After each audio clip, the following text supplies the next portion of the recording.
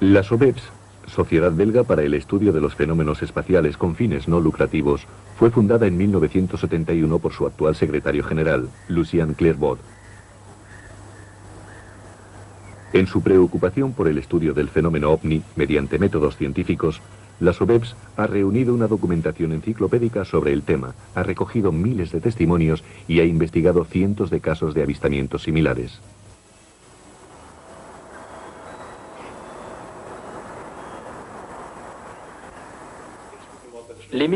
Los militares y la policía belga se hacen las mismas preguntas que el público. ¿Cuántos objetos voladores no identificados han sobrevolado la región de Verviers durante los últimos días de noviembre? Los testimonios son numerosos. La policía ha visto algo, los ciudadanos también. Algunos incluso hasta grabaron estas imágenes en las que se puede ver claramente un punto luminoso que aparece en el centro de la imagen. Punto que no puede confundirse con las luces de un avión que vuela de noche, como es el caso de esta imagen, ni con la luna, cuya luminosidad es mucho mayor y se reconoce con facilidad. Lo cierto es que las regiones de Verviers, de Spa, de Eupen, han sido sobrevoladas por varios objetos. Estos se desplazan lentamente, en general son silenciosos y pueden permanecer inmóviles. La Sociedad Belga para el Estudio de los Fenómenos Espaciales, la SOBEPS, ha convocado hoy esta rueda de prensa para analizar la situación del enigma que es la comidilla de los periódicos desde hace varias semanas. Tiene un triple objetivo: enumerar los testimonios, promover las investigaciones sobre los posibles ovnis y asegurar la información al público. Aquí hay 2 carpetas con informes de la investigación. Y no es nada comparado con lo que hemos acumulado. 20.000 páginas de informes, investigaciones realizadas in situ con los testigos. Creo que eso es muy importante. Y luego ordenarlo todo, buscar lo que necesitas, los elementos esenciales. Eso supone un trabajo colosal. En los momentos fuertes de la oleada hubo de 100 a 120 personas trabajando, todas ellas totalmente voluntarias. Creo que es un ejemplo único en Europa. Estaba en casa y escuché un ruido extraño, como un enjambre. Salí aquí a la calle y vi 3 cacharros triangulares, o al menos los faros de uno de ellos. Los faros formaban un triángulo, eran muy potentes, y en el centro tenían una lámpara roja que parpadeaba. Uno estaba allá, otro aquí encima, y el otro encima de la casa. Parecía que se dirigían hacia una gran bola blanca que estaba en esta dirección, hacia Francia. La bola blanca tenía el mismo tamaño que la luna. Al principio me dije, anda, se van a la luna. Luego pensé, ¿qué aspecto tan raro tiene la luna? Hay algo raro en ella. No se ven los cráteres. Me volví y entonces vi que la luna estaba justamente detrás de mí. Otra noche, en otro lugar. Hubo una gran claridad en la habitación. Todo se iluminó como si fuese de día. Me levanté y fui a la guardilla. Y entonces fue cuando lo vi. Estaba ahí. Y vi 3 bolas. 2 de ellas estaban encima y la otra debajo. Pero las luces eran tan fuertes que no distinguía nada. Solo veía luces. No la forma. Me pareció muy grande y permanecía inmóvil. Luego desapareció en unos segundos. Pero estuvo unos 10 minutos ahí, sin moverse. Un videoaficionado de Bruselas grabó el fenómeno la noche del 30 al 31 de marzo de 1990. Las imágenes fueron muy discutidas. Vi un puntito en el cielo que parpadeaba. Se apagaba, parpadeaba. Después, de repente, quizás en medio segundo, aparecieron 2 grandes, 2 faros en el cielo, allá. Cuando los 2 faros se alejaron en el cielo y luego volvieron suavemente, no se escuchaba ni un ruido, ningún avión, ni siquiera de reacción. Luego se colocó aquí, a mi altura, y fue cuando me di cuenta de que era triangular, un enorme triángulo.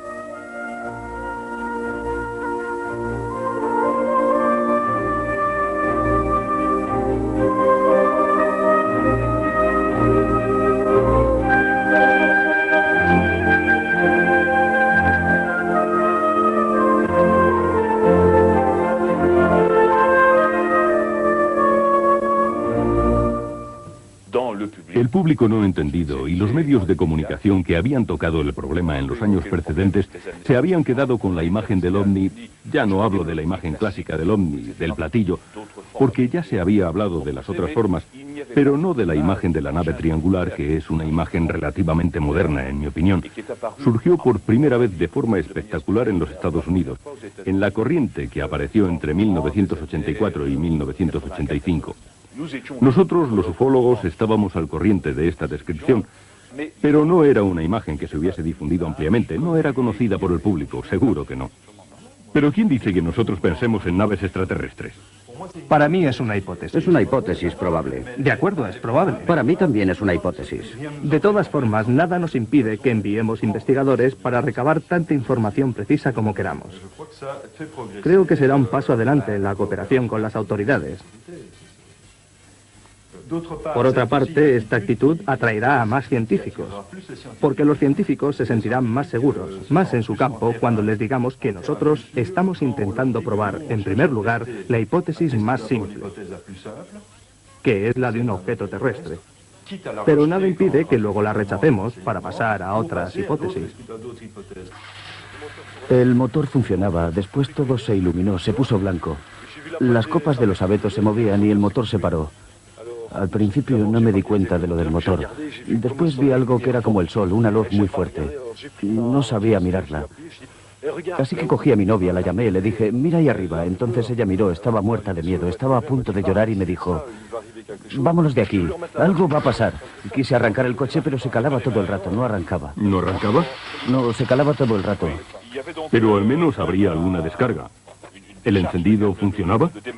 Sí, funcionaba. Funcionaba. Sí, y yo apreté el pedal, pero no funcionó. Me empezaba a poner nervioso. Dije, ¿te vas a poner en marcha? Estaba muerto de miedo. Conseguí llegar hasta el recodo, un poco más lejos, hasta la salida del bosque. Tuvo la sensación de que algo le seguía. Cuando estaba aquí, ¿cómo explicarlo? Estaba blanco. Los faros estaban apagados. Espere, aquí más o menos. Era blanco, había un círculo, estaba iluminado. Entonces toda esta zona y probablemente la de detrás del coche estaban iluminadas también. Sí, incluso hasta un poco más lejos. Pero bueno, en coche no sé calcular muy bien la distancia. Todo estaba muy claro, estaba blanco. Normalmente lo que se dan son avistamientos aislados. Tenemos un testimonio, pocas veces tenemos varias personas en el mismo lugar. En esta ocasión, desde el principio, desde la tarde del 29 de noviembre, tuvimos una concentración de varios cientos de testigos en una región que es grande. Si miramos la región de Eupen, donde se desarrollaron los primeros acontecimientos, podemos ver la superficie en la que surgieron cientos de testimonios de personas. Y esto supone una característica totalmente original en comparación con los sucesos anteriores. Los avistamientos surgieron sobre la totalidad del territorio belga. Y tenemos conocimiento de que lo mismo ocurrió en zonas de Alemania, del sur de los Países Bajos, así como en el norte de Francia. Desde el coche pudimos ver los 3 famosos faros blancos en disposición triangular. Se fueron hacia un poste eléctrico que se veía muy bien gracias a la luz de la luna. Y entonces, en cuanto llegó a la altura de mi coche, se marchó a una velocidad. En 2 o 3 minutos se perdió en el horizonte. Muchos testigos describieron una especie de girófaro rojo, una masa luminosa que tenía una fase negra. Por eso me imagino que lo denominaban girófaro, que volaba de acuerdo con la nave, con la plataforma, y que tenía la facultad de despegarse de dicha plataforma. En el caso de la policía de Eupen, el 29 de noviembre, la nave descendió en efecto sobre un edificio abandonado, bastante grande. La nave se estabilizó, el faro rojo que giraba, al que estos testigos llamaron masa roja anaranjada, se despegó, dio la vuelta al edificio y desapareció en el valle. Y la nave, que iba a unos 20 o 25 kilómetros por hora, atravesó la carretera, ante el asombro de la policía, y se fue en dirección a la frontera alemana. Otro testimonio, el del teniente coronel André Amon del Ejército de Tierra. Los paneles no han sido modificados. ¿Se agrandaban en perspectiva? No, en absoluto, eran constantes. El avistamiento del que yo fui testigo tuvo 3 fases. Unos paneles verticales que se desplazaban lentamente, un gran disco luminoso y por último vi un triángulo. Al final ya solo veía llamémosle, un semidisco con luces parpadeantes y potentes. Un poco más, un poco más, un poco más. Eso es. Sí, correcto. El ovni se desplazó siguiendo una trayectoria casi paralela a la línea del horizonte hasta el segundo bosque, hasta el bosque que está en un segundo plano. Bien, ¿y si trazamos una línea así para la trayectoria? Es perfecto. Entonces, cuando el disco blanco vino hacia mí, sí, era así. Después se dio la vuelta y mostró la parte inferior. La luz parpadeante roja aquí, el triángulo aquí, y luego hizo así. Se volvió a colocar en la posición inicial. Así que estos dos puntos formaron una línea horizontal así y se marchó por allá. Y yo solo vi la potente luz roja aquí, por debajo, y se alejó así. De acuerdo. Así que solo vi la potente luz roja aquí, en forma de semiesfera, de semidisco. El trabajo gráfico que acabamos de realizar creo que me ha aportado, pongamos, dos cosas esenciales. En primer lugar, una confirmación y a continuación una mejor comprensión de lo que vi.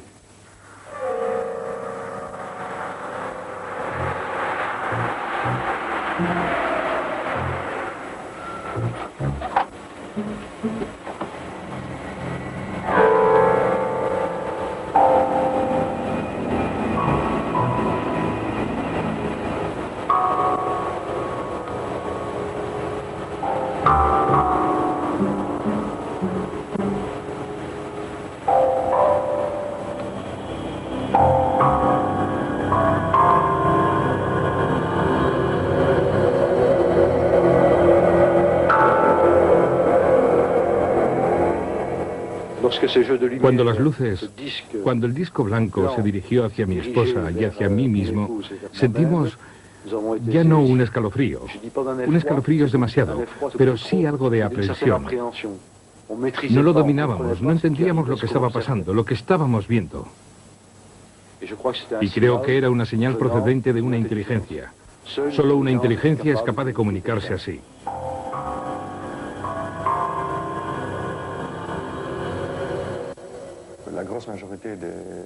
La gran mayoría de los avistamientos que nos han proporcionado describían en primer lugar un conjunto luminoso con forma triangular.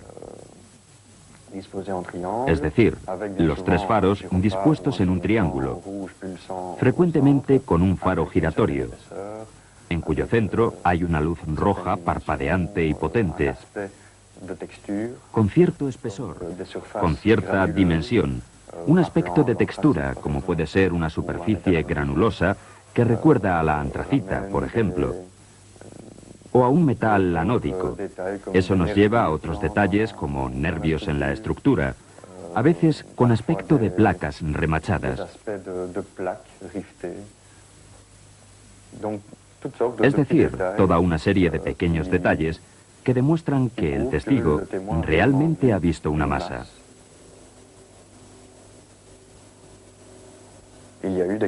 Seguro que ha habido bromas, confusiones, quizás se han producido fenómenos atmosféricos en los diferentes estadios de los avistamientos, pero solo representan una pequeña parte de los casos. La conclusión que podemos extraer de la oleada de avistamientos en su totalidad es que tenemos entre manos un fenómeno real y material.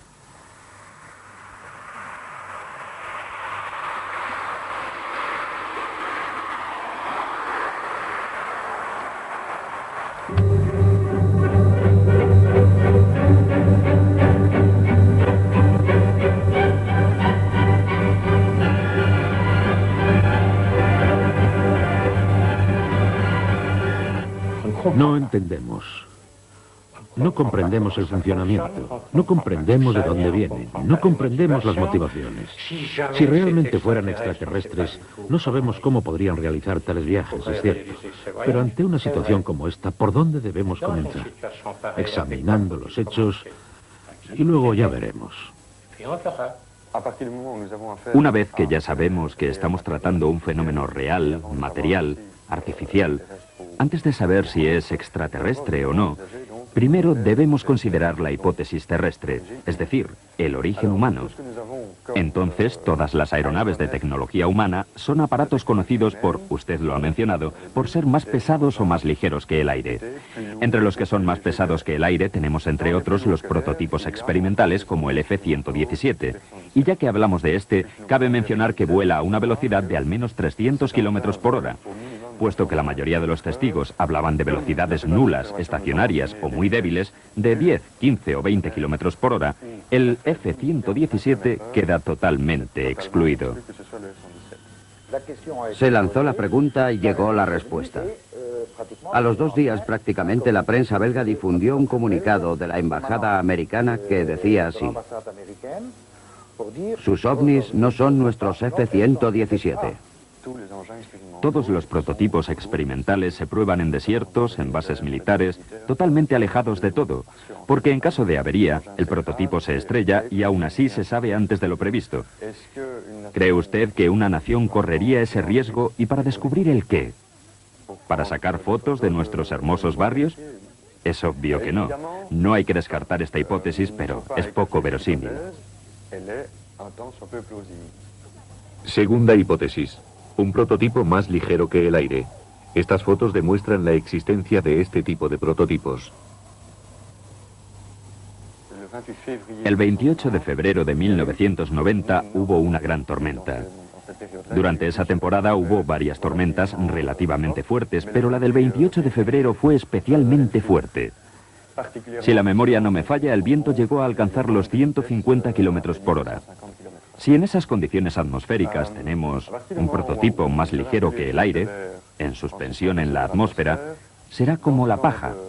Se moverá en todas direcciones. Sin embargo, nos han proporcionado varios testimonios de avistamientos de objetos inmóviles o que se movían muy lentamente, siguiendo una trayectoria rectilínea, en las condiciones meteorológicas anteriormente citadas. El espacio aéreo era violado cada noche. El ejército del aire entró en escena. Hay que ser muy prudente al analizar los avistamientos. Sin embargo, cuando se encuentra una conexión entre un avistamiento y una señal en el radar, ya es diferente. Podemos ir más lejos y eliminar algunas hipótesis. Una proyección láser jamás será detectada en una pantalla de radar. Eso está claro. Un reflejo o una ilusión óptica tampoco aparecerán en una pantalla de radar.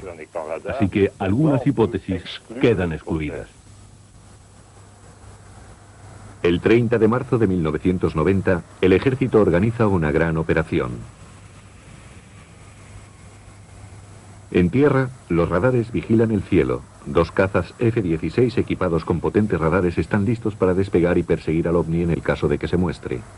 Algunos observadores en tierra, policía y civiles, completan el dispositivo. Y, milagro, los radares de tierra y los de los aviones detectan las evoluciones de un ovni, pero no son iguales. El objeto, si es que lo había, aceleró a una velocidad inalcanzable para un avión convencional. Hubo aceleraciones del orden de 30 a 40 G, y un ser humano no soporta esa aceleración. Lo que los radares de tierra detectaron tenía una explicación. Basta con que hubiera una masa de aire húmedo localizada. Dicha masa refleja las señales del radar. Ya que hay un cambio de velocidad de propagación, es probable que esas señales fuesen las que detectaron los radares.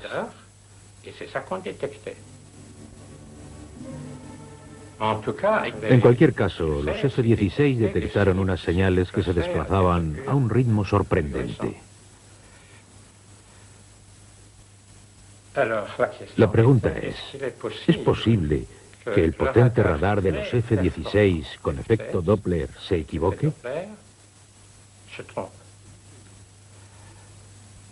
En efecto, hay una posibilidad, porque dicho radar emite un haz que es reflejado por todo lo que cambie de velocidad. Así que si tenemos una masa de vapor de agua un poco informe, existen varios lugares en los que se produce una reflexión. Si algunas partículas de esta nube invisible de vapor de agua se mueven, basta con que sea a escala de la longitud de onda, que es del orden de algunos centímetros. Pues bien, si esto ocurre, la suma de todo esto puede producir un efecto Doppler. La prueba de los radares, la prueba que pensaban sería definitiva, se había venido abajo. Pero otra imagen, de la que no se esperaba nada en absoluto, iba a resultar muy instructiva. 3 miembros de las OBEPS fueron al lugar en el que se había producido un avistamiento. Fuimos el 1 de abril, y no era ninguna broma. Quizás la broma nos la gastaron a nosotros, no lo sé, creo que me lo preguntaré toda la vida. Lo que sí que es cierto es que en un momento dado, hacia la 1 de la madrugada o la 1 menos 5, vimos en el horizonte un punto luminoso amarillo, muy amarillo. El punto se desdobló y luego estas 2 fuentes de luz con la distancia se convirtieron en 4 fuentes de luz potentes. Después, cuando prácticamente estaba encima de nuestras cabezas, nos dimos cuenta de que era enorme.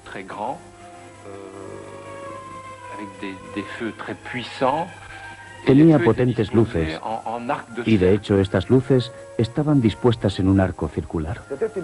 Era una masa triangular, abombada, con los lados ligeramente abombados, las esquinas redondeadas.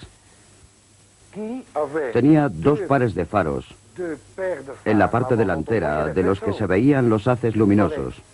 Volaba de forma rectilínea, con velocidad constante, sin variaciones en la luz, ningún ruido de motor. Y esta nave ocupaba bastante sitio en el cielo, o sea, era grande, muy grande. Y vimos perfectamente la altura a la que se encontraba, entre 300 y 400 metros. Lo vi pasar ante mi asombro y me volví para verlo cuando se alejaba, desde otra perspectiva. Y eso es todo. No fue un avistamiento banal. Vimos algo extraordinario.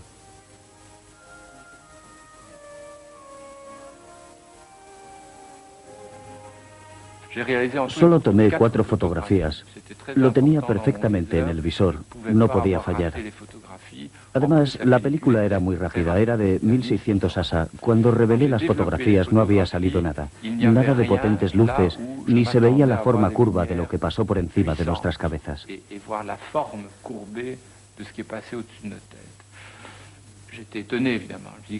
Por supuesto, me extrañó mucho, no podía ser. Proyecté las diapositivas sobre una pared, aumentando muchísimo la imagen, y comprobé que de hecho había algo en ellas. A pesar de todo, se veían 2 puntos luminosos muy pequeños, infinitamente pequeños, y presentaban otra forma diferente a lo que yo esperaba que apareciese en la foto. Entonces me dije que ahí pasaba algo que se me escapaba, que no lograba comprender. Como profesional de la fotografía, no había tomado mal la foto, de eso estaba seguro. Ya había tomado fotos antes, después de este suceso. Así que se las enseñé a un físico, al señor Mechen. Debo confesar que mi primera reacción fue echarme a reír a carcajadas. Resulta que se marchan varias personas a hacer fotografías de aviones. Pero como nunca se sabe lo que va a pasar, resulta que ven un ovni. Y en las fotos no se ve nada. Así que todos dirán, si alguien pretende haber visto un ovni con luces y todo, y en la foto no sale nada, a lo mejor es que no había un ovni. Lo que yo pensé que podría haber pasado es que en el proceso fotográfico, la imagen latente que se forma en el momento de la exposición se borró. Por lo que luego, al revelarla, no se veía nada porque la imagen se había borrado. ¿Cómo se pudo borrar la imagen latente en este caso? Pues porque cuando el objetivo estaba abierto, otra radiación pasó y borró la imagen. Hicimos el experimento. Proyecté luz visible descompuesta por un prisma sobre toda la diapositiva que llega hasta abajo. Aquí solo vemos la parte superior, porque yo superpuse una luz infrarroja sobre la parte inferior. Y vemos cómo se ha borrado completamente. Lo que demuestra que se puede borrar una imagen latente mediante la luz infrarroja.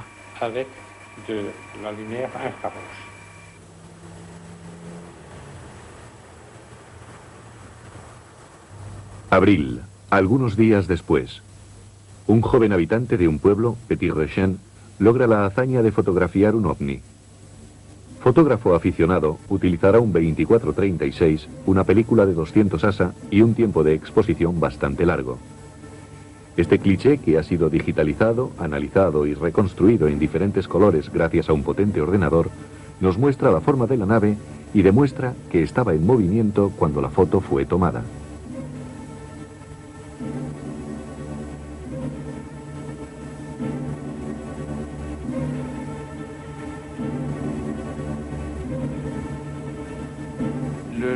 Cuando me encontré con el joven, me dio toda clase de explicaciones y me hizo una demostración. Él calzó la cámara en una arista de la pared.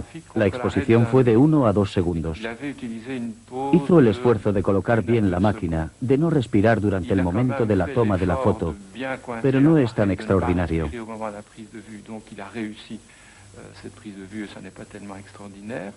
El señor Acherwa demuestra que el movimiento que se observa no se debe a una mala utilización de la cámara, sino al movimiento del objeto que es fotografiado. Los bordes del triángulo negro que vemos en esta imagen y los bordes de la nebulosa corresponden a dos posiciones diferentes del triángulo, como si dicho triángulo hubiese girado durante la toma de la foto, que debió durar del orden de 1,5 segundos. Por otra parte, si queremos localizar el centro de rotación de dicho triángulo, es decir, el punto alrededor del cual giró esta masa, correspondería a la acción experimentada por unos propulsores que son estas luces que se ven aquí. De hecho, la explicación del efecto que vemos sobre las luces no se debería buscar en un movimiento general, sino más bien en el hecho de que las luces sean los sistemas que hacen que el triángulo se mueva. También más cosas importantes. La existencia de cordones en el exterior de esta masa. Les he llamado cordones de luz porque no se me ocurría otra palabra. Todo esto demuestra que es muy difícil conseguir una imagen como esta de un modo artificial. A la vista está que los intentos por conseguir una foto semejante a la de Petit-Rechen mediante el trucaje fracasaron.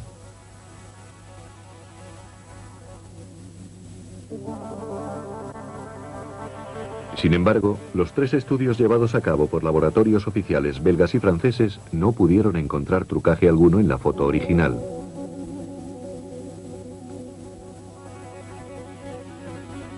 Un cuarto estudio fue realizado por el colaborador de la NASA Richard Haynes y su equipo.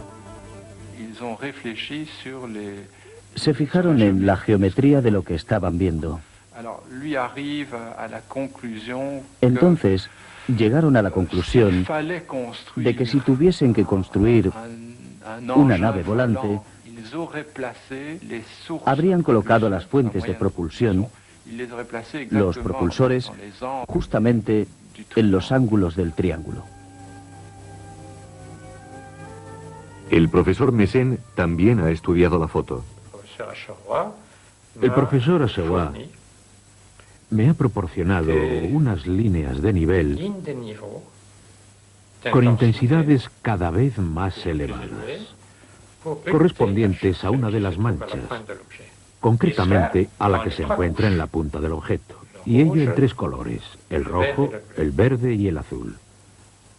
Hay diferencias. Las líneas de nivel son las gruesas, pero la superficie es más recogida. Veamos. En lugar de tener esta gran superficie con la mayor intensidad, tenemos esta pequeña superficie. Estas diferencias pueden explicarse si pensamos que se trata de ultravioletas. Da la sensación, aunque solo con una foto no se puede afirmar rotundamente, da la sensación de que hubo emisión de ultravioletas, y dicha emisión fue realizada por el aire que rodeaba a las zonas luminosas situadas por debajo de esta plataforma triangular. De ser así, podríamos decir que pudo deberse a la ionización, a que el aire se ionizó, el aire se cargó eléctricamente. Esto sustentaría la teoría magneto, la propulsión magneto-hidrodinámica. El magnetohidrodinamismo, el MHD como dicen los especialistas, es un nuevo principio de propulsión. Un experimento de Jean-Pierre Petit del CNRS, Consejo Nacional de Investigaciones Científicas, demuestra que una nave propulsada por MHD puede atravesar la barrera del sonido sin hacer ruido, lo que explicaría el silencio de los ovnis. Otro experimento de Jean-Pierre Petit prueba que un propulsor MHD ioniza el aire circundante, lo que corroboraría muchos avistamientos. Ahora bien, la ionización del aire produce rayos infrarrojos y rayos ultravioletas. El magnetohidrodinamismo es la manera de desplazarse en un fluido ejerciendo acción sobre dicho fluido con fuerzas electromagnéticas. Quiero decir, hay tres formas de volar o de propulsarse. La primera es batiendo las alas, o utilizando una hélice, que no es más que una ala giratoria. La segunda es la propulsión por reacción. Y la tercera, como explico en mi cómic La barrera del silencio, consiste en aspirar el aire que está encima o delante. Una máquina MHD funciona como un topo que aspira el aire que tiene delante. Y los experimentos demuestran que dichas aspiraciones pueden ser extremadamente potentes, por lo que una máquina de este tipo llega prácticamente a crear el vacío delante de ella. Y como tiene la presión atmosférica detrás, puede propulsarse a velocidades que pueden llegar hasta los 15.000 kilómetros en aire denso. Eso es totalmente imposible. En la actualidad, con los modos de propulsión convencionales, el límite está situado un poco por debajo de la velocidad del sonido en aire denso. Los propulsores MHD adicionales o los propulsores principales de los submarinos existen, y la propulsión submarina es muy interesante porque no hay límite de velocidad. Mire lo que están haciendo los japoneses en este momento con su nave Yamato, y eso no es que la punta del iceberg.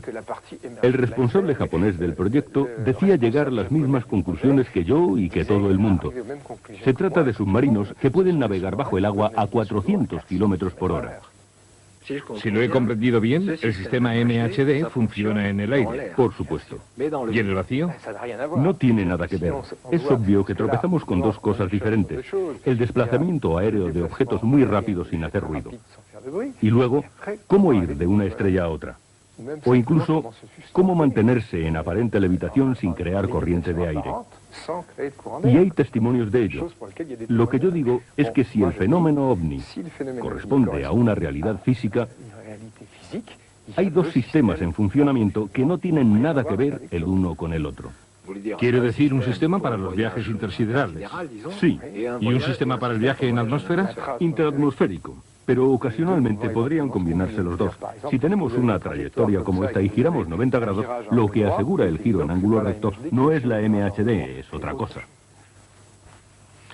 ¿Tiene alguna idea de lo que puede ser esa otra cosa?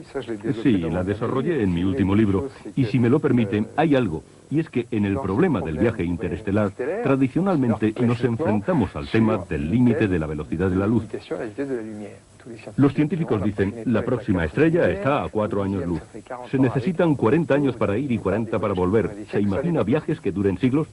En efecto, es inimaginable. Pero si las investigaciones de los científicos americanos acerca del envejecimiento dan su fruto, la duración del viaje ya no será un problema. Históricamente, la posición de la ciencia era la de que el envejecimiento es como el de un coche. En el caso del envejecimiento de un coche, el deterioro, el desgarro y la fricción de los neumáticos se lo producen ellos mismos al girar. En vez de pensar en el envejecimiento como un fenómeno de deterioro por el uso, nosotros lo entendemos como un fenómeno programado por ciertos cambios genéticos en cada célula de nuestro cuerpo. Usando el símil del coche, pensamos que el envejecimiento funciona como una bomba. Nuestras células se reproducen durante 60 generaciones hasta que explota la bomba de retardo natural del envejecimiento. La regeneración cesa, la degeneración comienza. El objetivo, localizar la bomba y desactivarla. Se considera que si no envejecemos y si definitivamente nos movemos para cambiar las posibilidades de muerte en accidentes, la mitad de nosotros llegaría hasta los 100.000 años. Mientras esperamos una vida de 200.000 años, Jean-Pierre Petit propone otra idea basada en los trabajos del sabio soviético Andrei Sájarov. En sus artículos Sájarov dice muchas cosas. El primer punto, el punto de partida de sus investigaciones, es la ausencia probada de antimateria. Sabemos que según la teoría del Big Bang, tiene que haberse creado tanta materia como antimateria. Ahora bien, dicha antimateria cosmológica no la vemos porque si existiese, daría lugar a aniquilamientos que no pasarían desapercibidos en el cosmos. Esta cuestión es tan molesta que se ha optado por eludirla. Y la única respuesta existente es la que da Sájarov cuando dice, se ha fugado a un universo gemelo. Y el universo de Sájarov, el universo gemelo al nuestro, es el universo de la antimateria. Tenemos dos universos que son universos paralelos. Esta denominación es perfecta. Tenemos que efectuar un trayecto desde un punto A hasta un punto B. Y en lugar de realizarlo aquí, pues bien, lo realizamos en el segundo universo. Y no existe ninguna razón para que la velocidad de la luz en el segundo universo sea igual a la velocidad de la luz en el primero. Pongamos que la aumentamos, supongamos que es 50 veces mayor, entonces dará la sensación de que llegamos más rápidamente. Es un poco como el metro rápido. Si usted está en París y se encuentra con alguien que ha ido de un punto A a un punto B y le dice, ¿pero cómo lo has hecho? ¿No puedes haber caminado a 60 kilómetros por hora? Y contesta, no, he cogido el metro. La pregunta principal es, ¿hay metro en el universo? La gente dice, ¿pero qué tienen que ver sus teorías con los avistamientos? Todos sabemos lo que es una galaxia. Es una especie de disco plano, así, con espirales ocasionalmente, que gira a una determinada velocidad. Tomemos nuestra Vía Láctea. Tenemos un Sol que gira a 230 kilómetros por segundo, que posee una fuerza centrífuga. Teniendo en cuenta la masa que contabilizamos, hace mucho que nos tendríamos que haber fugado. Explicación paralela. Alrededor de la galaxia existe una antigalaxia que se comporta como un cascarón, que para ella es repulsivo y que la confina.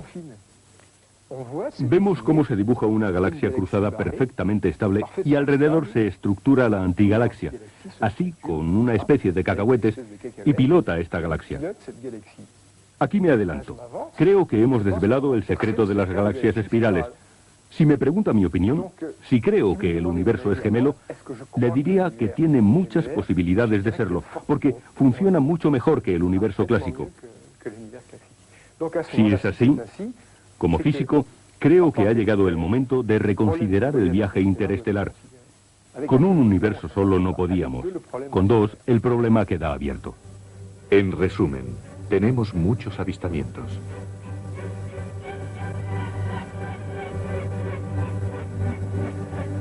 Tenemos también muchas fotos dudosas y una que quizás sea auténtica. Tenemos muchos inicios de comprobaciones experimentales. Tenemos de igual modo 2 o 3 teorías, pero seguimos sin tener la prueba irrefutable. El problema está ahí, y una de dos, o bien los ovnis existen solo en la imaginación y nunca encontraremos pruebas materiales, o bien los ovnis existen materialmente y un día sabremos de dónde vienen.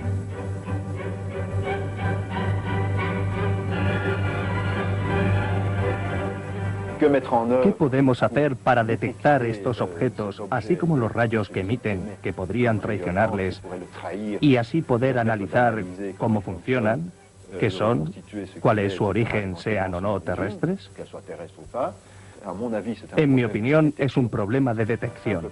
Un simple problema de detección. Si queremos estudiar las imágenes de los satélites, no podemos, porque no tenemos acceso a las imágenes de los mejores satélites. Si queremos hacer campañas de observación utilizando máquinas de gran ángulo, no podemos, porque no tenemos dinero para ponerlas, y menos para instalar sistemas de seguridad, de vigilancia, para evitar que las roben, o sencillamente que las rompan. No hay dinero. Nos dicen con mucha facilidad que nuestros trabajos son muy pobres. Son investigaciones basadas en las impresiones de granjeros, de comerciantes, de militares, de policías, de científicos, etc. Pero solamente son eso, impresiones. Nuestro trabajo es pobre y seguirá siendo pobre.